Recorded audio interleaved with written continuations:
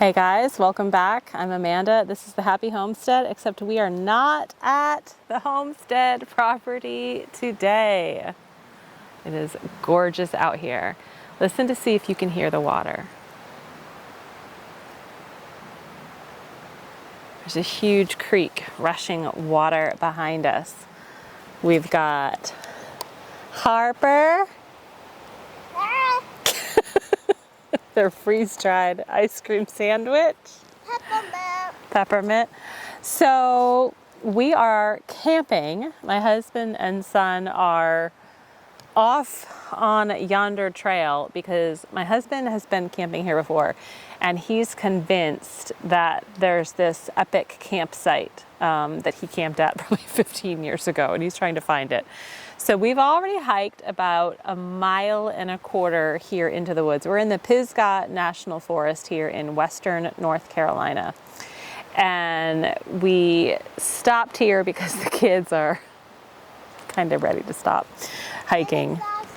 Yeah, and we're in this gorgeous flat area with already 1 and 2 fire pits. So it's a perfect place to set up camp.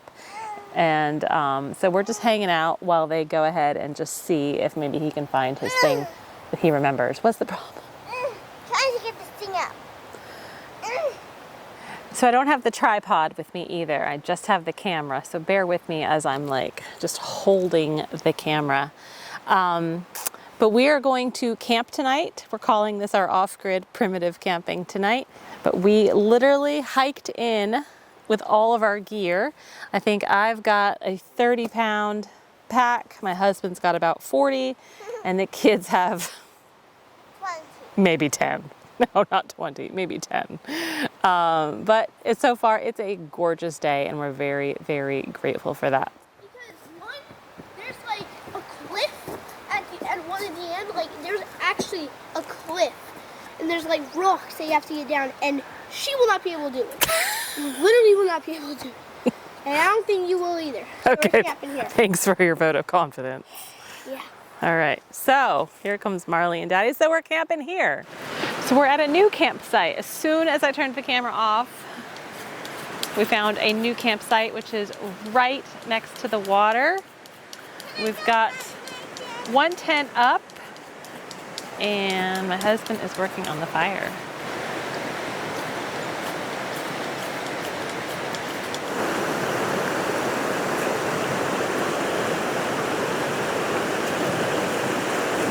Oh gosh! Helps to have waiters, don't it? Careful.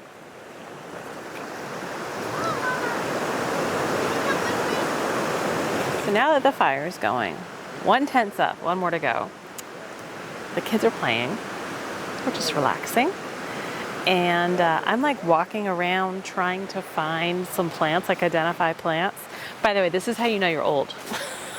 When you're walking through the woods and you're like, ooh, I know what that is, or ooh, I think that's that, or ooh, what's that? This is how I know I'm old. These plants get exciting. I have not found anything really exciting. I've actually been looking for morels, mushrooms. I have been looking for ramps. I don't know that I'll find any ramps, just because I think if they were here, they've been over-harvested at some point. I've been looking for golden seal. And I've been finding something that looks very similar to usnea, U-S-N-E-A. It's just a medicinal plant. And I don't know if it's it because we have no cell service, and so I can't like verify it, but I took some pictures so I can check when I get home. But yeah, so far the trip is a relaxing success. We're just gonna get settled, chill out, have fun.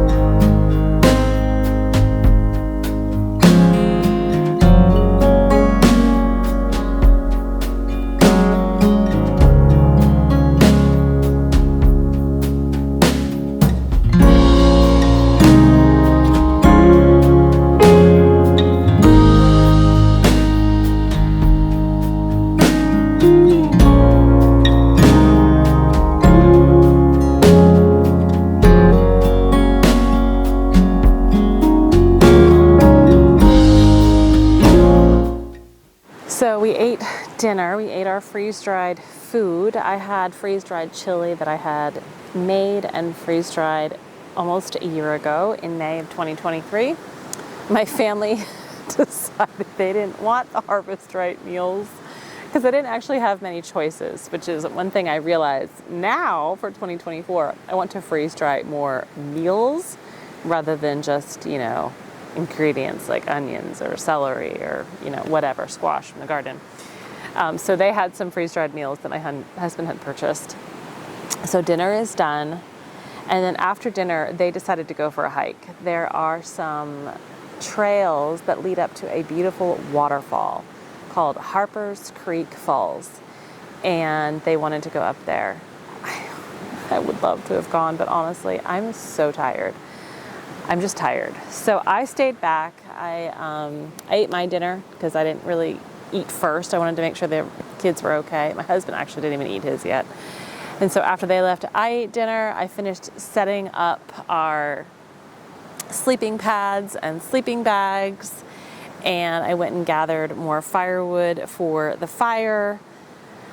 And then I just walked around and just kind of like taking in the beauty of everything here. But it is now 6:40. They left an hour and 40 minutes ago. And I'm praying that this isn't one of those videos where things turn out horribly wrong. I don't think that's the case. It was going to be about a 30 to 45 minute hike up to the falls. Then they'll spend a little time there and then they have to get back. But they left with their headlights, so just in case. So far, the camping trip has been great. We are literally in a zone with no cell service, which I love.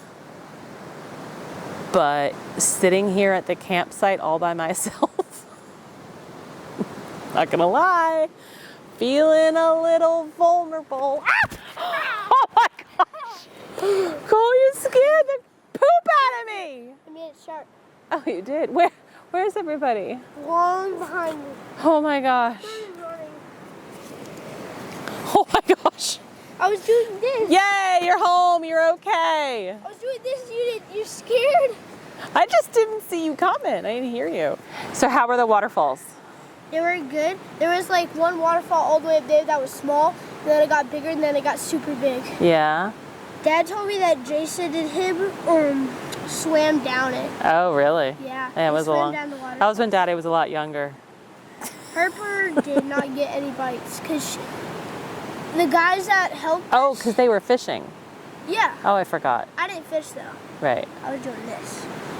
You were whittling. Yeah, the entire time. So Harper, Dad was told from the people that were just getting up from it, cast to the right because that's where bass and trouts are.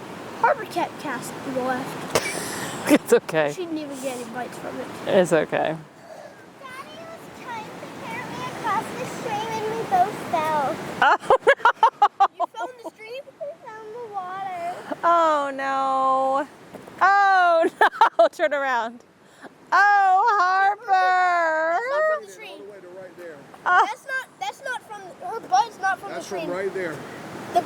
Her bum is not from the stream. She did that on purpose and bum. I found a good s'more stick. Oh, you did? Okay, good.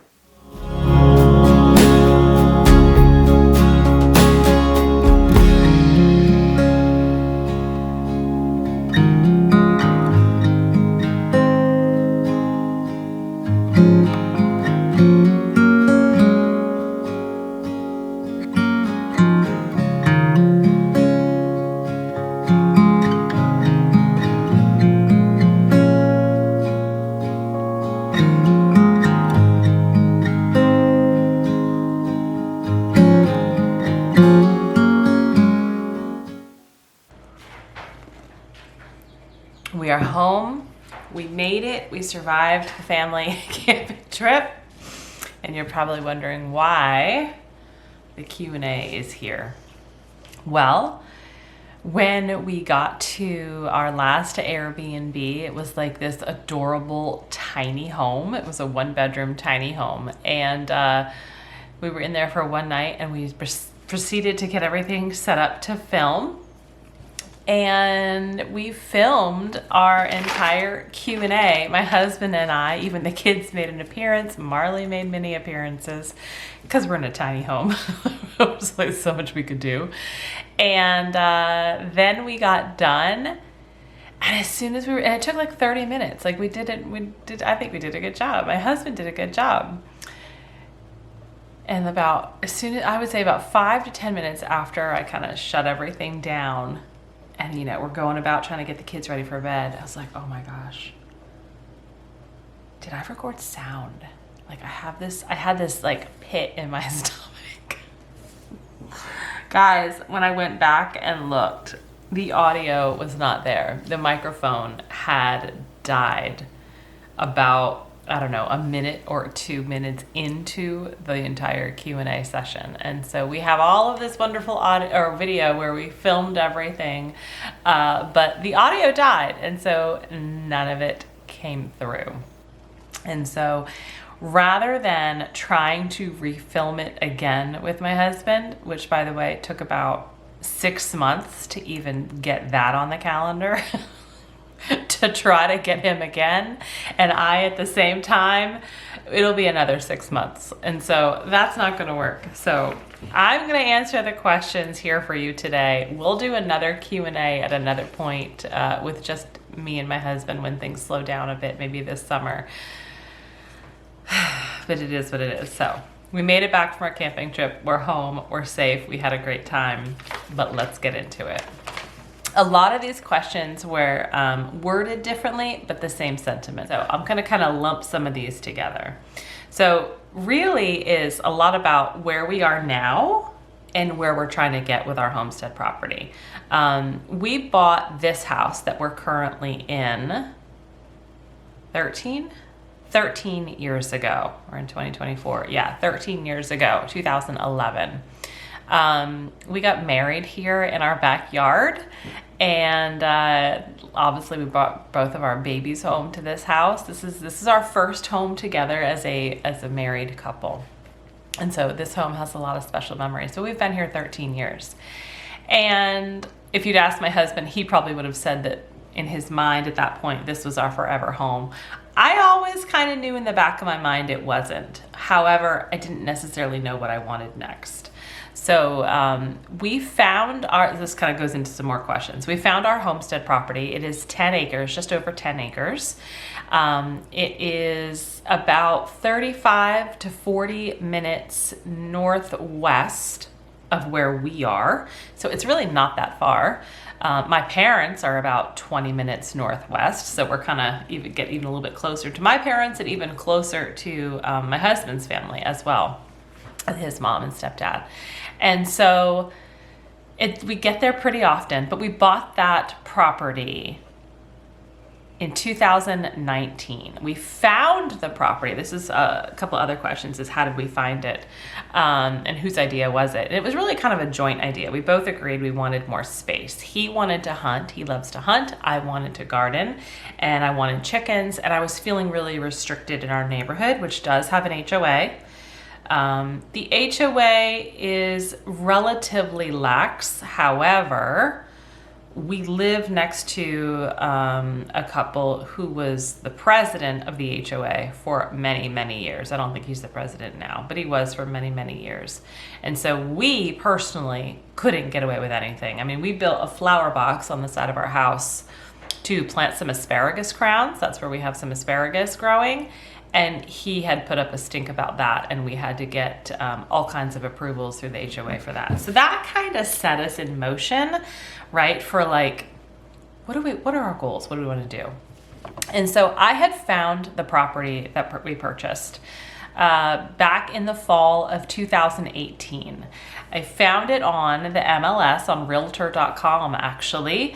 And what's crazy is that what I learned after I had found it is that it had been on the market as a for sale by owner for over a year, and it just didn't move.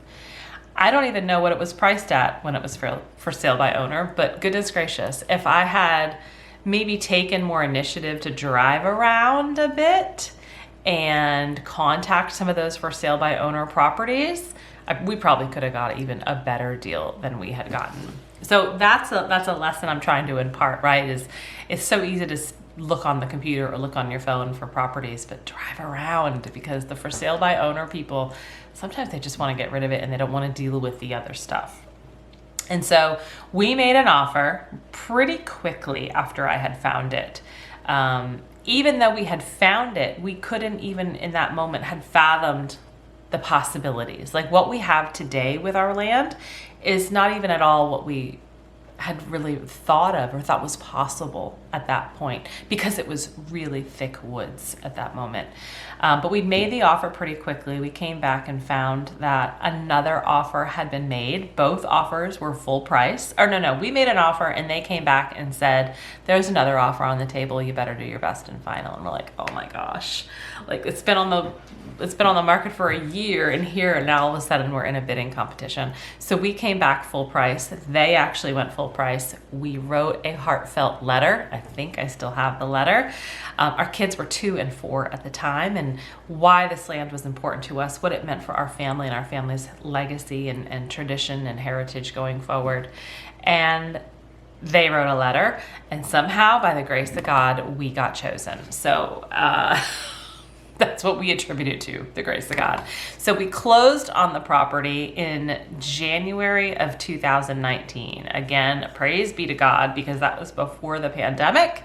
And I think our property has doubled in value just since then in the last 5 years. But that's the story of the property. Now, the goal, which a lot of you is asking, is like, when are you going to build? When are you going to move? And that has been the goal for probably the last 3 years. Everything with the pandemic and building prices and inflation and mortgage rates just have made it unattainable. And rather than us sitting here in our wonderful home in a wonderful neighborhood with, our children at their school, and this is all what we know, rather than sitting here being like, oh, when is this going to happen? When is this going to happen? We're trying to be very present in the moment. And that's a lesson that I have had to kind of remind myself of, and certainly model for my children, which is, we're here right now because this is where God wants us. And so when the time comes to build, that's when the time will come, and we'll know. We're working towards that, both financially as well as we're altering our house plans. A couple of months ago, we realized that if we want to make this dream come true, we need to make the house smaller. It was priced out of our budget with current inflation and mortgage rates. It wasn't out of our budget, 5 years ago, or 4 years ago, but now it is. And so we're working to increase our financial stability as well as reduce the cost of the home, so that maybe this fall or next spring we can break ground. We're just kind of keeping an eye on the mortgage rates. We do hope to put a barn on. So we've kind of gone back and forth. Do we want to build the barn at the same time of the house and just get all the construction done at once, or do we want to do it later? But we do plan on putting a barn out as well. So another question that came up a couple of times is my husband and mine background. And neither one of us grew up homesteading. We grew up in typical kind of suburbia America. And I don't even think I was exposed a little bit to farming through friends and relationships of my past. But my husband and I were just having this conversation on the way home from our trip, our vacation. It's all about perspective. Someone who grows up in, and there's always exceptions, right? So please take what I'm going to say with a grain of salt. There's always exceptions to everything. It's not, black and white all the time. But people who grow up in suburbia, and that's their experience, they often are curious about what's going on in the city, right? Or what's going on in the farmlands, but a different perspective. They're curious about other perspectives, other ways of doing things. I did the big city thing. I've done the corporate America. My husband is a high school teacher. That was another question we got, is what do we do for work? So we have had different life experiences that have helped shape the direction we want to take our lives now. I'm hoping that makes sense. If I had grown up on a farm, who knows what direction I would be taking now. I don't know. The lesson in all of this, in which we are trying to remember ourselves, but also impart on our children, is to give a broader perspective. You know, I don't want to be sheltered in one way because then I can't appreciate the other side. I don't want to do that for my children either. And so while neither one of us grew up in a homesteading or farming lifestyle, we're so thankful to God that our life has been brought to that kind of path now. And I'm so looking forward to being able to live on our homestead, have animals, and do all of the things. But, you know, as I had said earlier, in His time. So another question that came up is kind of, again, about our background is, what do we do for work? So my husband's a high school teacher. He's been a high school teacher for probably 24 or 25 years now. And I work in corporate America. I still do. I work from home most of the time. Occasionally I do need to travel for work, but I do work from home most of the time. And so I'm able to have a lot of flexibility, which I'm extremely thankful for. Being able to take my kids to school, pick them up from school, make dinner, you know, in between a conference call, just things like that. But yeah, we do work full time. We do hope to get animals. A lot of other questions were, you know, what livestock do we want to get? We're all in agreement on chickens. Everyone's in agreement on chickens. Beyond that, there's some dissonance between family members. I personally would love a dairy cow. With as much as I'm loving my raw milk lattes and want to make cheese, and certainly I can share the raw milk with one or two families in our community. I don't know that that'll happen. Our land is still mostly wooded, and while 10 acres is a lot, it is mostly wooded. And when I say wooded, I mean like it can't be turned into pasture very easily. Yeah, they can't, but not very easily. And honestly, we don't know that we want to. We love our woods. We love our woods. So what would need to happen, my husband and I have agreed that if the neighboring property, who has like 90 some acres, when he is ready to, you know, maybe parse some off or sell, we would approach him, and then maybe, because he has pasture, we could use that and have a dairy cow. So the dairy cow is a maybe. Pigs, I think I can work on my husband for pigs. He's not into that right now. And that's fine, understood, but maybe someday we'll have some pigs. Oh, I love this question. My husband and I got a kick out of this question, which was, and I'm going to read it verbatim to how it was written. Hi, is your husband planning to do his own little garden again this season? We loved that question. I found it very endearing, and he did too. It was funny. Yes, he is. He is very excited. He's already, you know, I used the wood chips I needed for mine, and then he took the tractor bucket and got the wood chips and whatever soil he needed up to his area. He hasn't gotten it ready yet. And he still has all his fencing. It's not up at the moment, but he hasn't prepped the ground yet. But yes, he will do his garden as well. His high school that he works at, they often do a plant sale every spring. And so that's where he's gotten his plant starts for the last couple of years. He doesn't ask me to start seeds for him. He doesn't start seeds. He just, you know, he'll support the local plant sale, which is perfectly fine. And so he likes to grow cucumbers. I think he said he wanted to grow cucumbers, banana peppers, bell peppers. He was not going to do eggplant anymore. He was going to try and do some tomatoes and some squash, but he will plan on having a garden. What is the one thing you dislike most about homesteading? That's a great question. I don't think we have any dislikes. Now, I cannot remember what we had said when we originally filmed this a couple of days ago, but this is a great question. And to sit here and think for myself now, I don't have any dislikes. I love everything about it. I often don't like that I'm feeling stretched in multiple places at any given time of the day, but that has nothing to do with homesteading. That's just life and our own self-imposed life of being busy. But yeah, I don't think I have any dislikes. Who are your favorite YouTubers to watch? I like this question. I always like when other people answer this question too. I have a variety. I really love a lot of people. I would say I have so much respect and admiration for Melissa K. Norris. She's one of the very first people that I had found, and it was right in the beginning of the pandemic, as I had found her podcast, and then I had found her on YouTube. She's amazing. She's a wealth of knowledge. I would say Ruth Ann Zimmerman, the same. She's kind of come onto the scene in the last 2 years or so, and she is just a force to be reckoned with. I love her. I love her parenting style, her no nonsense, but also her like kindness and gentle approach to things. But I really like Ruth Ann Zimmerman. And lately I've been really digging More Than Farmers, Cody, and I cannot remember his wife's name at the moment, but they're pretty fun to watch. I can relate to them. I think I enjoy watching them because I can relate to them with the young children, even though I don't homeschool my children and I don't have a cow, but I enjoy watching them.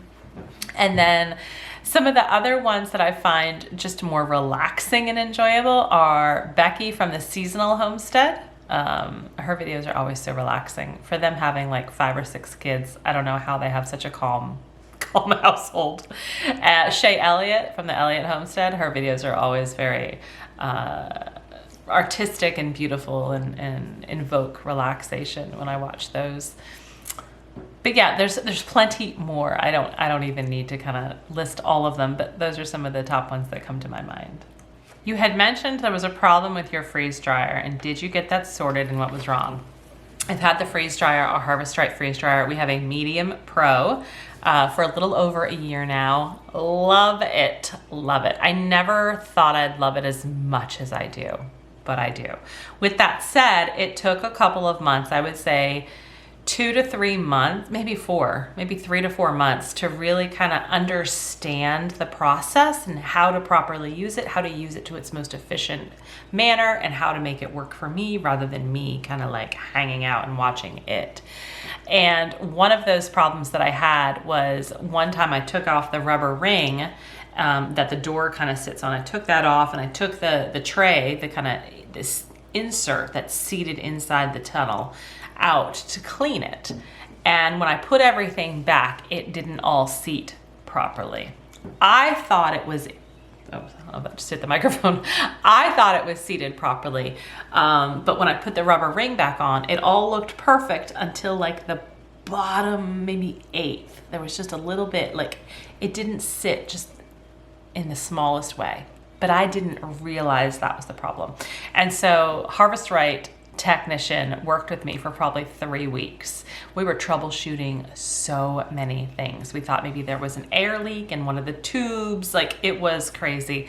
They were phenomenal in working with me to figure it out. And the day that we figured it out, oh my gosh, I felt so horrible. But the technician was so kind and so great.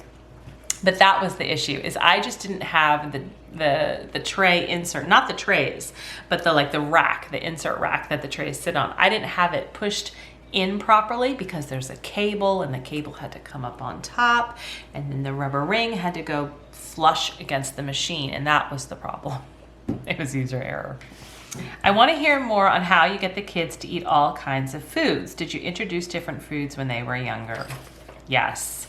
Food is kind of like one of my love languages. Food is my jam. And I grew up, oh gosh, this is not a knock on my parents at all, because they did the best they possibly could, and I'm so grateful to them.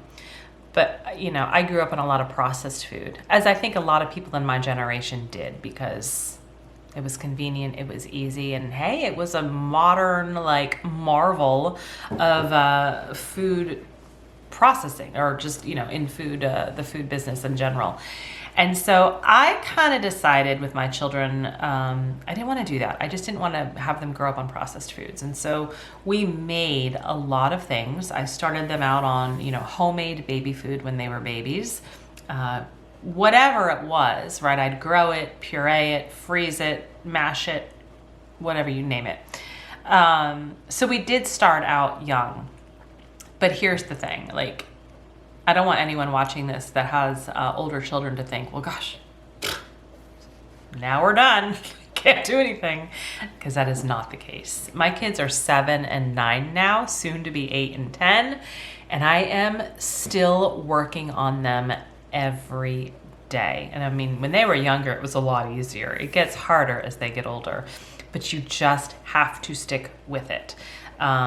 It's really important, not just for their own palates, but for their health and nutrition too, right? The more wide variety of things we're exposed to in eating, the greater chance of getting, wider variety of minerals and micronutrients. So one of the things I did is when they were younger, and I need to do more of now, is we would have themes.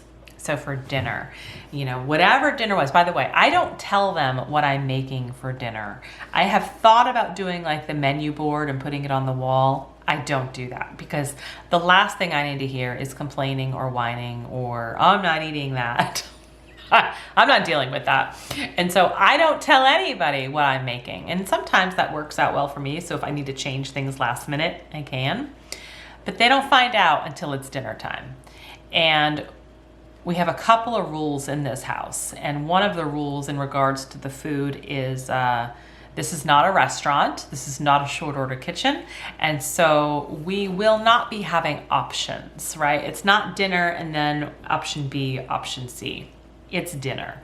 I think that's important, but everyone does things differently. But that's one of the rules we have in our home, and so they know, if they're gonna eat, they've got to eat what I'm putting in front of them. Now, within reason, right? If I have Brussels sprouts and they don't want to eat the Brussels sprouts, okay. Try one. If you don't like it, okay. But for the most part, they're eating what we're cooking. The point I was gonna get to is that I would do theme nights. And so they'd sit down and they'd see what we have. And they'd say, "Woo, what country are we eating from tonight?" And I'd say, "Tonight we're eating in Italy," or "Tonight we're eating in Greece," or "Tonight we're eating in South Africa," right? So I would actually try to make it more fun and theme it. Every night we were in a different part of the world. That was actually fun for me too. Another thing that I've been trying to do more lately, especially with them being a little older, is getting them more involved in the kitchen. There are times where I want to be left alone. I want to be in the kitchen. I don't want to talk to anybody. I just want to make dinner, because it's one of those things that helps center me. It relaxes me. And so having to teach and having someone else do things sometimes can stress you out. But I'm trying to work past that and getting them involved in cooking the dinner, helping the dinner, especially breakfast, right? Having them learn to cook their own eggs, cook their own sausage, things like that. So getting them involved helps. But I'll just say that never stop exposing your children to new things, whether it's food or something else. Never stop exposing them. Even as adults, we do that, right? We do that to ourselves. We keep exposing ourselves to new things. We try new things. It does not matter the age of the child or the age of the adult. Everyone needs to have constant exposure to something new, because you never know what new synapse is going to be, created or opened in your brain that really sparks something great. What are your 2024 and 2025 homestead goals? Well, 2024, the goal was to get the orchard in, and we've got that in. So now the goal is to keep the orchard alive, keep all our fruit trees alive.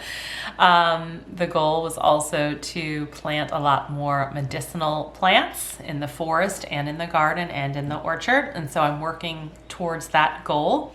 My husband's 2024 goal is to have a garden, and I think both of us would say we'd love to break ground on the house this year. We've been saying that for 3 years. I don't know that it'll happen this year. It might be 2025. So the 2025 goal, beyond house building, we agreed we want to get some berry bushes, right? We've got our fruit trees, we've got our garden, we've got the perennials. We want to get blueberry bushes, blackberry vines, raspberry vines, and asparagus. I need to get asparagus planted out there. So that's the goal for 2025. I think that covers all of the questions that we received. So thank you. Thank you for sticking with us through our homesteading journey. We do this and share this because it inspires us to hopefully inspire you and share our pitfalls and our joys and everything that we're doing in between. I hope you have a beautiful day ahead. Stay healthy, stay well, and I will see you next time.